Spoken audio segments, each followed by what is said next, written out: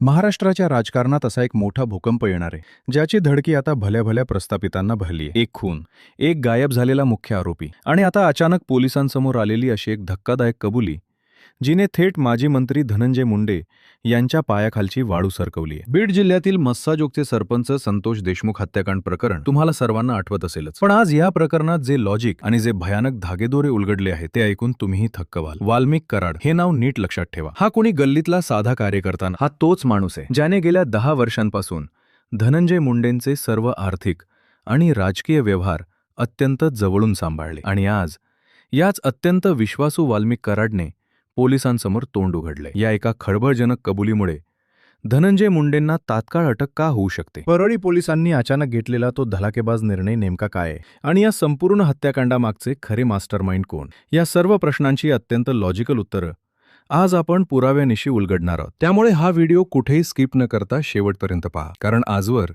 पैशांच्या आणि सत्तेच्या जोरावर दडपले गेलेले सत्य आज बाहेर येणार आहे. मित्रांनो, या भयानक कटाच्या अगदी मुळाशी आपण गेलो तर एक अत्यंत साधं पण अंगावर काटा आणणारं लॉजिक आपल्याला समजून घ्यावं लागेल. सरपंच संतोष देशमुख यांची हत्या एवढ्या नियोजनबद्ध पद्धतीने का करण्यात आली याचं थेट कारण म्हणजे आवादा या बहुराष्ट्रीय पवनचक्की कंपनीकडे मागितलेली तब्बल 2 कोटी रुपयांची अवाढव्य खंडणी. आता इथे एक साधा तर्क लावून बघा. एखादा गल्लीतला गुंड 2 कोटी रुपये मागायची आणि त्यासाठी चक्क एका विद्यमान लोकप्रतिनिधीचा खून करायची हिंमत कधीच करू शकत नाही. या प्रकरणाचा तपास जेव्हा पोलिसांनी सुरू केला तेव्हा अनेक धक्कादायक गोष्टी समोर येऊ लागल्या. खंडणीसाठी आलेले ते निनावी कॉल्स आणि त्याचं कनेक्शन थेट परळीच्या जगमित्र कार्यालयाशी जोडलं जाणं हा या तपासातला सर्वात मोठा टर्निंग पॉइंट होता. हे कार्यालय कुणाचं आहे हे महाराष्ट्रातील प्रत्येक लहान मुलालाही माहीत आहे. जेव्हा या संपूर्ण प्रकरणात वाल्मिक कराडचं नाव मुख्य आरोपी म्हणून समोर आलं तेव्हाच हे स्पष्ट झालं होतं की हा काही साधासुधा स्थानिक गुन्हा नाही. एका माजी मंत्र्याचा सर्वात जवळचा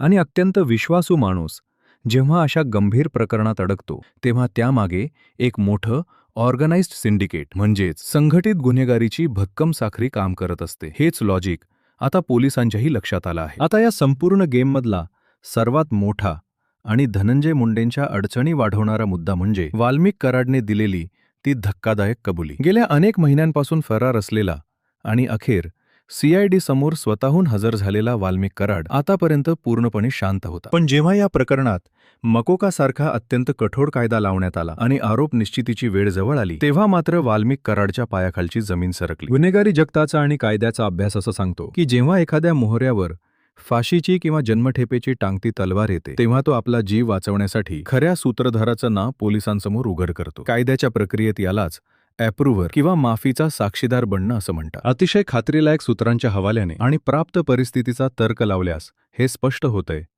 की वाल्मिक कराडने पोलिसांना थेट सांगितलं असण्याची शक्यता आहे की एवढी मोठी 2 कोटींची खंडणी आणि हत्येचं हे संपूर्ण प्लॅनिंग तो स्वतःच्या हिमतीवर करत नव्हता. यामागे त्याला वरून मिळणारे थेट आदेश आणि एक प्रचंड मोठं राजकीय अभय होतं. आता जर त्याने आपल्या जबाबात थेट माजी मंत्री धनंजय मुंडे यांचं नाव घेतलं असेल तर कायद्यानुसार पुढे काय होऊ शकतं हे समजून घेणं अत्यंत गरजेचं आहे. मकोका कायद्यात जर मुख्य आरोपीने दुसऱ्या मोठ्या व्यक्तीकडे बोट दाखवलं आणि त्याला मोबाईलचे कॉल रेकॉर्ड्स, पैशांचे व्यवहार यांसारख्या तांत्रिक पुराव्यांची जोड मिळाली तर पोलिसांना त्या मोठ्या नेत्याला कोणतीही पूर्वसूचना न देता तात्काळ अटक करण्याचे अमर्याद अधिकार असतात. नेमक्या याच कायदेशीर अधिकाराचा वापर करून आता परळी पोलिसांनी एक अत्यंत धडाकेबाज आणि आक्रमक भूमिका घेतली आहे. याआधी पोलिसांवर राजकीय दबाव असल्याच्या चर्चा खूप रंगल्या होत्या, पण आता चित्र पूर्णपणे पालटलंय. धनंजय मुंडे यांच्याकडे आता कोणतंही मंत्रिपद किंवा सत्तेचं थेट संरक्षण उरलेलं नाही. अशा परिस्थितीत जेव्हा प्रकरण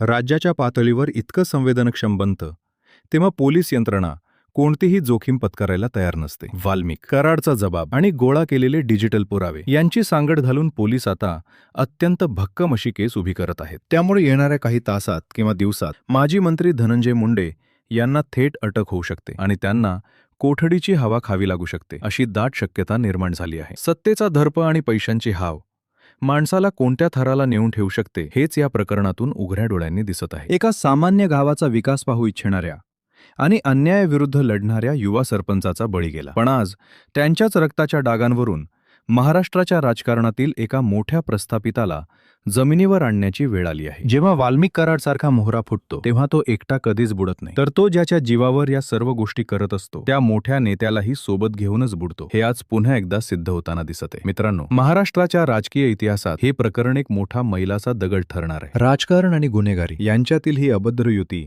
आता लोकांसमोर उघडी पडली आहे. येणारे काही तास हे बीड जिल्ह्याच्या आणि संपूर्ण राज्याच्या राजकारणासाठी अत्यंत निर्णायक असणार आहेत. वाल्मिक कराडसारखा अत्यंत जवळचा माणूस पोलिसांसमोर सगळं सत्य ओकतो तेव्हा ती केवळ एक साधी साक्ष नसते, तर तो एका मोठ्या राजकीय साम्राज्याच्या मुळावर घातलेला सर्वात मोठा घाव असतो. आता सर्वांच्या मनात एकच सर्वात मोठा प्रश्न आहे की वाल्मिक कराडची ही कबुली कोर्टात टिकेल का? कारण बऱ्याचदा आपण पाहतो की उच्चभ्रू आणि प्रस्थापित नेते पैशांच्या आणि मोठ्या वकिलांच्या फौजेच्या जोरावर कायद्याच्या पळवाटा शोधण्यात यशस्वी होतात. पण या विशिष्ट प्रकरणात परिस्थिती पूर्णपणे वेगळी आणि धनंजय मुंडेंसाठी अत्यंत अडचणीची बनली आहे. याचं सर्वात मोठं कारण म्हणजे मकोका कायद्याची भक्कम पकड आणि पोलिसांनी अत्यंत हुशारीने आणि गुप्तपणे गोळा केलेले डिजिटल पुरावे. केवळ वाल्मिक कराडच्या तोंडी जबाबावर परळी पोलीस अवलंबून नाहीत. त्यांनी गेल्या काही महिन्यात जे तांत्रिक पुरावे गोळा केले आहेत ते आता या जबाबाशी तंतोतंत जुळत असल्याचे खात्रीलायक वृत्त आहे. ज्या दिवशी आणि ज्या वेळेला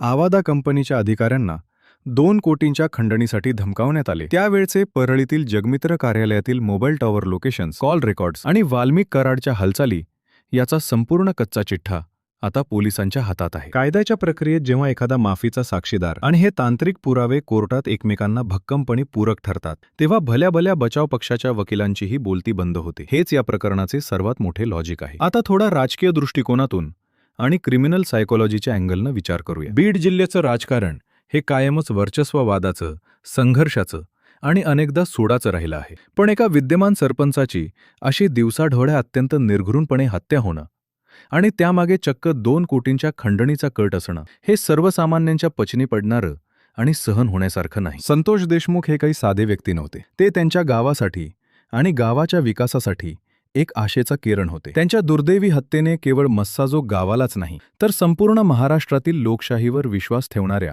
प्रत्येक नागरिकाला हादरवून सोडलं आहे. जेव्हा असा प्रचंड जनक्षोभ उसळतो आणि पैशांच्या लालसेपोटी झालेला खुनाचा खेळ एवढ्या भयानक रूपात समोर येतो तेव्हा कोणतीही राजकीय ताकद किंवा कोणतीही मोठी सत्ता या प्रक्षोभाला दाबू शकत नाही. परळी पोलिसांवर सुरुवातीला जो काही राजकीय दबाव होता तो आता पूर्णपणे झुगारून देण्यात आला आहे. कारण आता खुद्द पोलीस प्रशासनालाही माहीत आहे की संपूर्ण राज्याचं आणि मीडियाचं लक्ष या केसकडे लागू नये. जर आता त्यांनी तपासात कोणतीही डिलाई दाखवली किंवा खऱ्या मास्टरमाइंडला पाठीशी घालण्याचा प्रयत्न केला तर तो थेट न्यायव्यवस्थेवरील आणि खाकी वर्दीवरील लोकांचा विश्वास उडवणारा ठरेल. त्यामुळे आता पोलीस अत्यंत सावधगिरीने पण तितक्याच आक्रमकपणे आपली पावले टाकत आहेत. धनंजय मुंडे यांच्या अटकेची जी टांगती तलवार आहे ती केवळ एक राजकीय अफवा नसून ती कायद्याच्या प्रक्रियेचा एक अत्यंत अटळ आणि लॉजिकल भाग बनली आहे. जेव्हा मकोकासारख्या गंभीर कायद्यात मुख्य आरोपीकडून थेट नाव घेतलं जातं आणि त्याला पुराव्यांची जोड मिळते तेव्हा पोलिसांना कारवाई करण्यावाचून दुसरा कोणताही पर्याय उरत नाही. या संपूर्ण प्रकरणात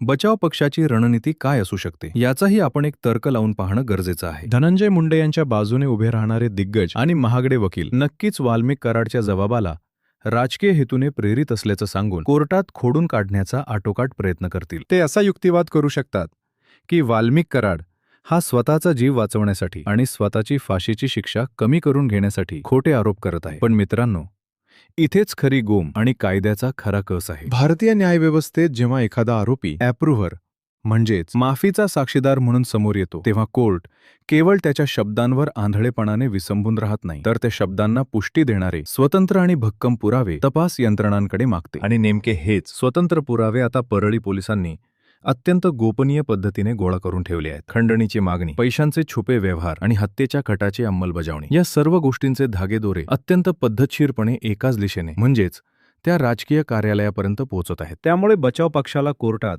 केवळ वाल्मिक कराडला खोटारडा ठरवून चालणार नाही तर या सर्व डिजिटल आणि तांत्रिक पुराव्यांची लॉजिकल उत्तरेही कोर्टात द्यावी लागतील. आणि आजच्या या प्रगत डिजिटल युगात लोकेशन हिस्ट्री, कॉल रेकॉर्ड्स आणि आर्थिक व्यवहारांचे डिजिटल फुटप्रिंट्स पूर्णपणे पुसून टाकणे जवळपास अशक्य असते. याच भक्कम तांत्रिक पुराव्यांच्या जाळ्यात आता हे संपूर्ण राजकीय सिंडिकेट आणि त्यांचे सूत्रधार अडकले आहेत. मित्रांनो, एक गोष्ट कायम लक्षात ठेवा की राजकारणात सत्य हे कधीही एका रात्रीत बाहेर येत नाही. ते अनेक थरांच्या खाली, सत्तेच्या दर्पाखाली आणि पैशांच्या प्रचंड राशीखाली अत्यंत खोलवर गाडलेलं असतं. पण जेव्हा वाल्मिक कराडसारखा एखादा अत्यंत जवळचा माणूस, जो या संपूर्ण सिस्टीमचा एक महत्वाचा कणा होता, तो स्वतःच त्याविरुद्ध बंड करून उठतो आणि सत्य ओकतो, तेव्हा मात्र त्या प्रस्थापित सत्तेचा डोलारा कोसळायला वेळ लागत नाही. संतोष देशमुख यांच्या कुटुंबाला न्याय मिळण्याची जी एक मोठी आशा आता निर्माण झाली आहे, ती केवळ एका व्यक्तीच्या जबाबावर उभी नाही, तर ती पुराव्यांच्या आणि सत्याच्या ताकदीवर उभी आहे. येणारा काळ हा केवळ बीड जिल्ह्यासाठीच नव्हे, तर संपूर्ण महाराष्ट्राच्या राजकारणासाठी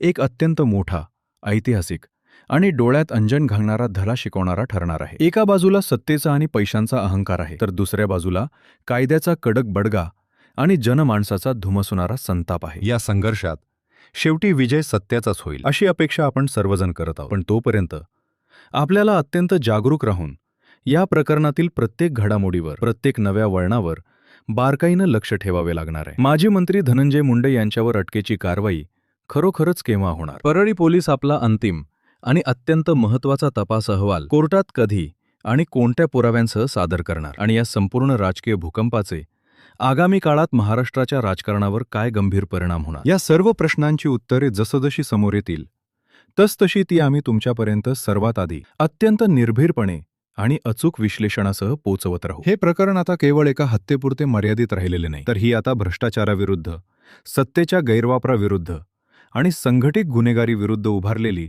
एक मोठी कायदेशीर लढाई बनली आहे. त्यामुळे एक सुजाण नागरिक म्हणून तुमचा सपोर्ट आणि तुमचा आवाज या लढाईत अत्यंत महत्वाचा आहे. तुम्हाला काय वाटतं? या सगळ्या अत्यंत गुंतागुंतीच्या कायदेशीर प्रक्रियेत खऱ्या मास्टरमाइंडला खरोखरच कठोर शिक्षा होईल का? की पुन्हा एकदा पैशांच्या आणि सत्तेच्या अफाट बळावर हे सत्य कायमचे दडपले जाईल? वाल्मिक कराडच्या या भूमिकेबद्दल तुमचे काय मत आहे? तुमचे जे काही विचार असतील, जो काही तर्क असेल, तो आम्हाला खाली कमेंट्समध्ये अत्यंत परखडपणे नक्की सांगा. आपण ही चर्चा अशीच पुढे चालू ठेवू. आणि हो, या प्रकरणातील प्रत्येक एक्सक्लुझिव्ह आणि धक्कादायक अपडेटसाठी आपल्या चॅनलला आत्ताच सबस्क्राईब करा आणि हा व्हिडिओ जास्तीत जास्त लोकांपर्यंत शेअर करून हे सत्य सर्वांपर्यंत पोहोचवा. भेटूया पुढच्या व्हिडिओमध्ये एका नवीन माहितीसह. तोपर्यंत जय हिंद, जय महाराष्ट्र. Channel number 2.